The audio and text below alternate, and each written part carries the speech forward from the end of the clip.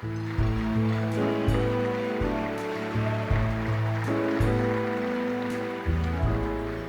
are we doing, Mom? You want to tell us a little bit? Hey everybody, my name is Karen, this is my husband Jay, and this is our 7-year-old superhero son Owen. We want to thank you all so much for being here today to support such a meaningful cause. We are always so happy and willing to do anything we can do to support Connecticut Children's. Being a part of the Connecticut Children's community is so important to us, and it means so much that everyone understands what you are here to support. So here's a little bit about Owen and our family's 3.5-year journey of his cancer treatments. Everyone always wants to know how we knew Owen was sick. In 2017, Owen was only 14 months old, and our family was celebrating July 4th in our family vacation spot of Westerly, Rhode Island. Life was good. Jay and I noticed a faint rash on Owen's legs. We didn't really think much of it because young kids get rashes all the time. But a few days later, the rash wasn't going away, and Owen was running a low-grade fever, so we took him to the pediatrician. They immediately sent us to Connecticut Children's to have blood work done because the rash, which we now know is called petechiae, was a lot more serious than we thought. After a few grueling hours of trying to get a good blood sample, a doctor came in and told us that Owen had leukemia and they needed to start treatments right away. We were admitted immediately. It was a Friday evening and we were brought upstairs. Since they needed to start treatments, they would need to insert a central line in Owen's leg. They told me I didn't have to hold him while this was done, but I felt as his mommy, I had no other choice but to be there for Owen. Talk about survival mode. I will never forget those gut-wrenching cries as I held my baby, as the anesthesiologist did this scary but very necessary procedure. I sometimes tell the story of Owen's diagnosis, and I still can't believe what we have lived through and how dramatically life can change at the drop of a hat. We were admitted to the 8th floor, or what we call the penthouse, because we received such amazing care, and not to mention the beautiful view. Little did we know how much time we'd be spending there over the course of the next year. Everyone from the doctors, the PCAs, the child life staff, even the security guards, the friendly cleaning and food service workers, and of course, our dear nurses. They were always so accommodating, and it seemed as if they knew when we were going to be there for longer stays because they always gave us the room that would accommodate our family of 3. It had enough room for Owen's crib, both Jay and I to sleep comfortably, and it was a room right across from the nurses' station with the beautiful windows and a great view. The care on the 8th floor definitely gets a 5-star review. Just as many cancer patients do, Owen had many complications during his treatments. This included an emergency surgery to have his port removed due to an infection just weeks after being put in. The treatments were very intense, ranging from various chemotherapies, steroids, and many other medications. Some of these would continue for 3.5 years. After 6 weeks, we were finally able to go home sweet home, which was wonderful, but there was a part of me that actually felt really scared to go home. This says a lot about the hospital and how safe and comfortable we felt at Connecticut Children's. After a long summer of being in the hospital, the next several rounds were planned as outpatient, where we would spend a lot of long days at clinic on the 5th floor. Some of these treatments did happen as outpatient, but they were expected. But as expected, Owen had a few fevers and infections and complications, which caused us to be admitted countless times, sometimes for weeks at a time. During Owen's first year of treatments, we spent over 80 nights inpatient on the 8th floor. People always say it must have been so difficult spending so much time at the hospital. Yes, there was no doubt that it was challenging at times, but we really want everyone to know that it wasn't all bad. Owen and our family were right where we needed to be. During those long inpatient stays, we found our daily routine. I would get up bright and early before anyone was awake, and I would go teach my fitness classes or work out, my stress release. Then Jay would go to work while I stayed with Owen all day. Owen would start the day with his PBS Kids morning, cartoon morning lineup. Then he would push the toy shopping cart around those halls for some exercise while I chased him with his IV pole. Then we would join some playtime in the playroom. There were always volunteers coming around with arts and crafts and snacks, and our favorite, the therapy dogs. We loved having visits from our family and friends, and Owen's best buds, his cousins. Owen always took his much needed afternoon nap, and Mommy and Daddy definitely needed a break. The nurses encouraged us to get out of the hospital for a mental health break, but we really struggled with this at first and never wanted to go very far. But then we realized there was nothing else we could do while Owen was sleeping except take care of ourselves. So we would often meet friends and family at the wonderful restaurant right across the street, Jay's Restaurant. This is where we coined the term nappy hour. It always felt so good and gave us a sense of normalcy. Jay's Restaurant is another place where we felt so safe because it was so close to the hospital and we could be back in an instant.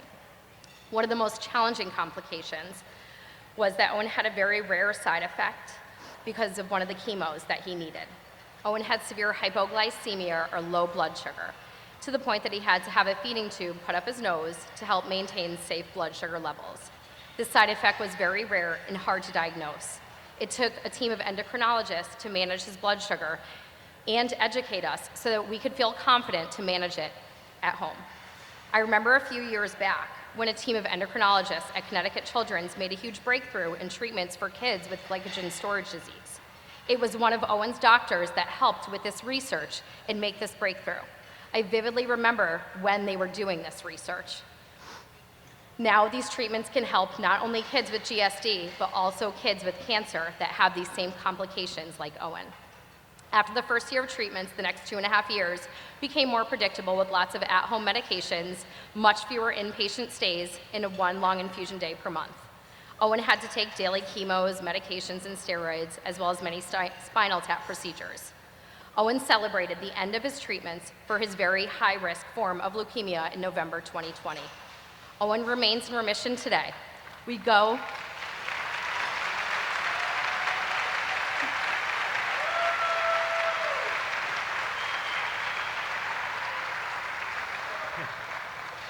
now go in for blood count checks every 3 months. This will eventually space out, and Owen will be followed much into his young adult years.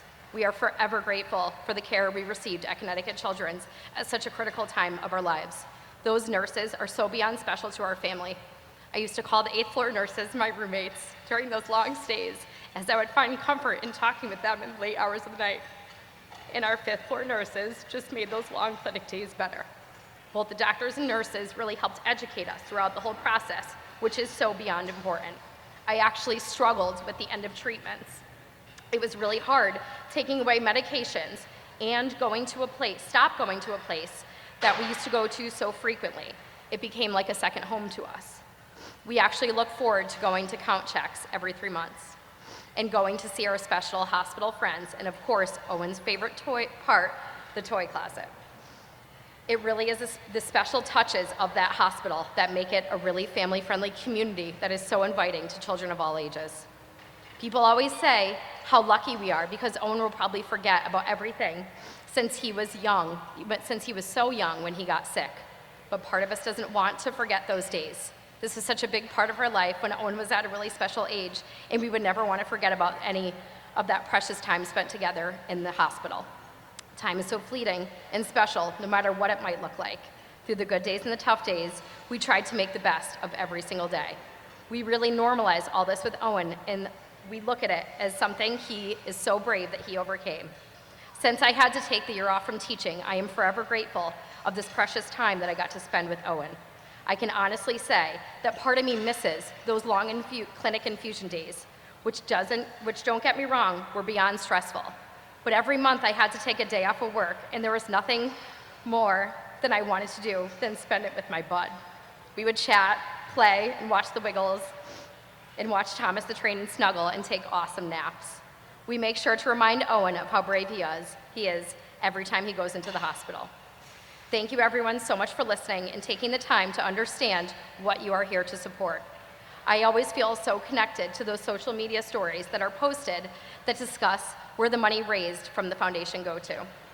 I remember a few years after COVID, there was a shortage of the special hospital cribs, so the foundation purchased more of them. I can't tell you how many times Owen slept in those fancy cribs and what a necessity they are. Other than that, all of the research that happens because of your donations. Our family can tell you firsthand how Owen and our family have benefited from this groundbreaking research that is always evolving. I know the goal with the new addition to the hospital is to be able to offer bone marrow transplants. We are fortunate that Owen never needed this, however it was discussed. We did see several of Owen's hospital friends that were in treatment at the same time as him have to travel to Boston because they needed these stem cell transplants and Boston was the closest and only place. I know these families struggled with leaving not just their homes, but their home hospital. This is such amazing news to hear of the future of this already wonderful, innovative hospital. Our family's special connection to Connecticut Children is one that we will never forget and always support. We have them to thank for the opportunity to see Owen grow up to be a brave, kind, empathetic, athletic, smart young boy he is today.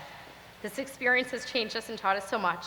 We practice gratefulness and enjoying life's simple joys. We have connected with so many other hospital families over the last 6 years. So from Owen, our family, and so many other families we know, thank you so much for supporting Connecticut Children's. We appreciate it so much more than you will ever know. Thank you. Good